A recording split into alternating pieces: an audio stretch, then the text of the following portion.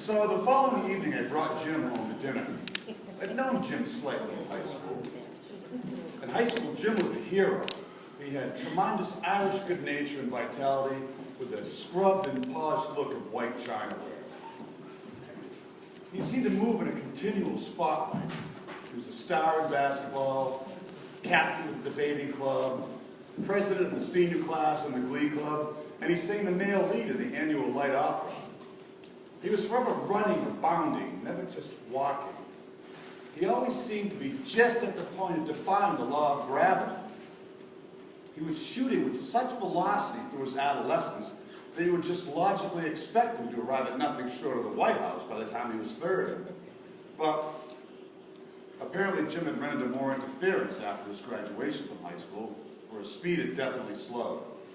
And so at this particular time in our lives, he was holding a job that wasn't much better than mine. He was the only one at the warehouse with whom I was on friendly terms. I was valuable to Jim as someone who could remember his former glory. I'd seen him win basketball games and the Silver Cup in debating. He knew of my secret practice as well, retired to a washroom cabinet to work on poems whenever business was slack in the warehouse.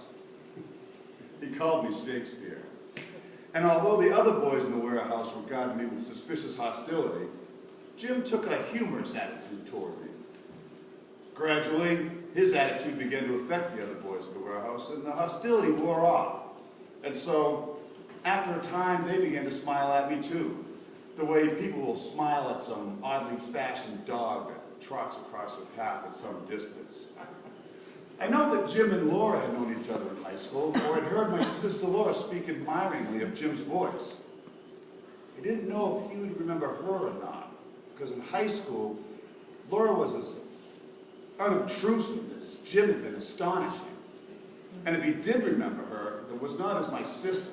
But when I asked him home to dinner, he said, "Funny thing, Shakespeare, I never thought of you as having folks." Well, he was about to find out that I did.